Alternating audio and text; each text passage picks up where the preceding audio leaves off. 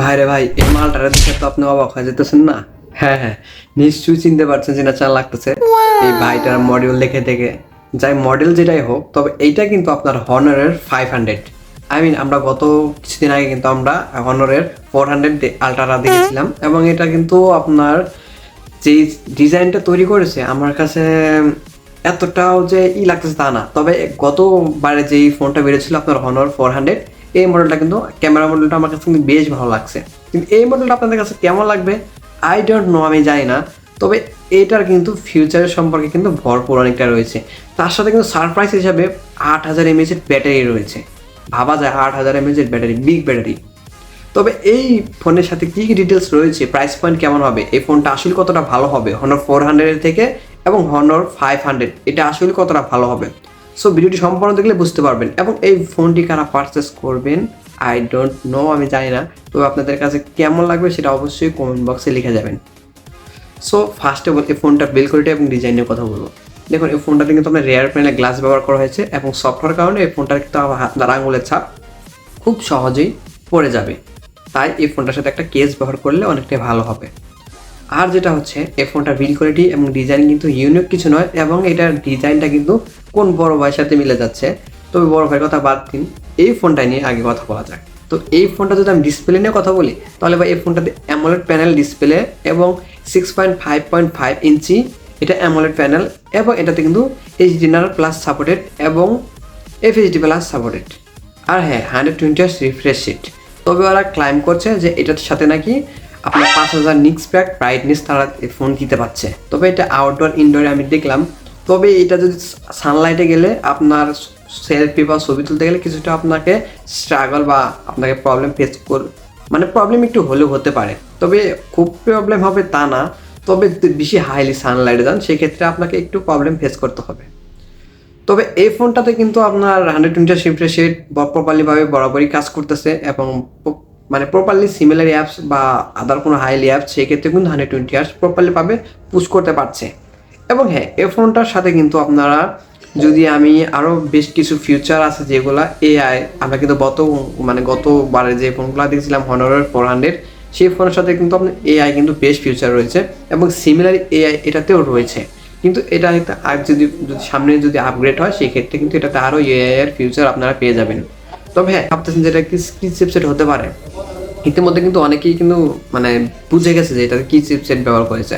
হ্যাঁ, আপনার ধারণা অনুযায়ী এটাতে ব্যবহার করেছে কোয়ালকম স্ন্যাপড্রাগন 8s Gen 5। তবে এইটাতে 8s Gen 5 ব্যবহার হওয়ার কারণে আপনার যে কোনো গেম আপনি হাইলি রান করতে পারবেন। খুব সহজেই যে কোনো গেম আপনি আলট্রা গ্রাফিক্সেও খেলতে পারবেন, এবং লো গ্রাফিক্সেও আপনি খেলতে পারবেন। এই গেম সাজেশনে আপনাকে কোনো প্যারা খেতে হবে না। তো এই ফোনটা যদি গেম খেলেও কিন্তু আপনি অনায়াসে একটা দিন পার করতে পারবেন। আর যদি আপনি হাই ইউজার হয়ে থাকেন সেক্ষেত্রে আপনি কষ্ট করেও একদিন হয়ে যাবে এভারেস্ট। আর হ্যাঁ, যদি এই ফোনটার আমি ক্যামেরা সেকশনের কথা বলি, তাহলে এই ফোনটার সাথে দুটি ক্যামেরা ব্যবহার করা হয়েছে।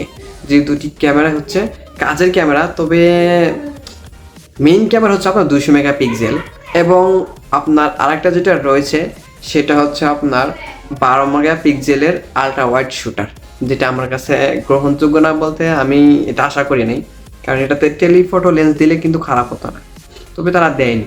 আচ্ছা, বুঝলাম না টেলিফটো লেন্স দিলে কি এমন ক্ষতি হতো, একটা ছোট করে একটা দিয়ে দিলেই তো হতো। বা আলট্রা ওয়াইড শুটার দিয়ে কিন্তু কেউ বিশেষ করে কিন্তু আলট্রা ওয়াইড শুটার মানুষ খুব কমই ব্যবহার করে।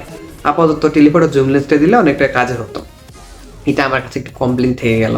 তবে এটার কিছু ছবি আপনাদের সামনে তুলে ধরলাম, আপনারা দেখেন যে আসলে এটা শার্প ডিটেলস বা এটা রেজলিউশন কীরকমটা হবে, স্যাম্পলিভাবে আপনাদেরকে দেখানোর জন্য এই ছবিগুলো আমি দিলাম।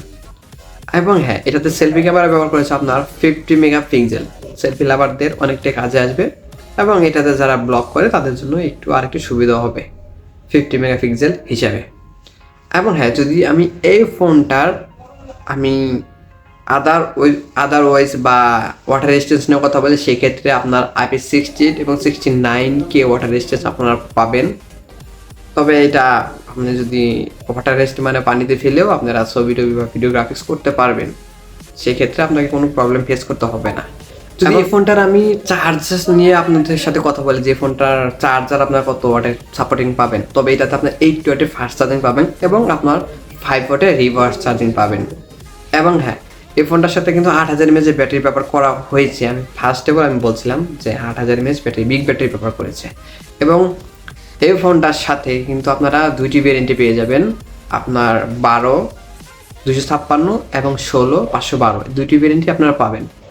এবং হ্যাঁ, এই ফোনটার আর যদি স্টার্ট আপনাকে যদি এটার ফিঙ্গারপ্রিন্টের কথা বলি, সেক্ষেত্রে ভাই এটার সাথে কিন্তু ফিঙ্গারপ্রিন্ট অ্যাকুরেট কাজ করছে, এটার জন্য কোনো প্রবলেম ফেস করতে হচ্ছে না। বাট ফিঙ্গারপ্রিন্ট অ্যানিমেশন সব কিছু ফাস্টেবল কাজ করছে, অ্যাকুরেট কাজ করছে। তবে এটা ডিসপ্লে কোয়ালিটি আদারওয়াইজ সব কিছু আমার কাছে ঠিকঠাক ভালোই লাগছে। তবে আপনাদের কেমন লাগলো সেটা আমাকে অবশ্যই কমেন্ট বক্সে জানতে হবে। তবে যদি এখন এর প্রাইস পয়েন্টের নিয়ে কথা বলি, তাহলে ভাই এটা বাংলাদেশে আপনারা 58,000 টাকায় এই ফোনটা আপনারা পারচেস করতে পারবেন। জি হ্যাঁ ভাই, 58,000 টাকা হলে আপনারা পারচেস করতে পারবেন।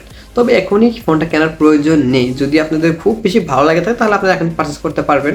এটা যখন ফিউচার পার্ক অথবা বসুন্ধরা সিটিতে গেলে আপনারা পাবেন। তবে এটা কিন্তু প্লিজ যদি আপনি মাস দেরি আগে বা আপনি পরে কিনেন, তাহলে কিন্তু আপনার কিছু টাকা পারচেস আপনি 60% কম পাবেন। তবে বর্তমান যে যা শুনতেছে যে ফোনের যে সমস্যাটা চলতেছে, সেক্ষেত্রে আপনার ফোনের দামটা একটু বেশি হলেও হতে পারে। তবে আমার মনে হয় না যে এই মুহূর্তে আপনার এই ফোনটা কেনা উচিত। কিছুদিন গেলে প্রাইস পয়েন্টটা কমলে তখন অবশ্যই আপনি কিনে নিতে পারবেন। তবে এই ফোনটা আপনার কেমন লাগলো অবশ্যই কমেন্ট করে জানাবেন। তবে আমি কিন্তু আগেই বললাম যে এটার সাথে কিন্তু টেলিফোটো জুম লেন্সটা নেই, যেটা আমার কাছে খারাপ লাগছে। তো আপনাদের কেমন লাগলো অবশ্যই কমেন্ট করে জানাবেন। ভিডিও ভালো লাগলে লাইক করবেন, চ্যানেল নতুন হলে সাবস্ক্রাইব করবেন, এবং হ্যাঁ, ভিডিওটি বন্ধুদের মাঝে শেয়ার করতে পারেন। সো দেখা হচ্ছে নেক্সট কোনো ভিডিওতে নতুন কোনো স্মার্টফোন রিভিউ নিয়ে। আপনারা ভালো থাকবেন, সুস্থ থাকবেন, আল্লাহ হাফেজ।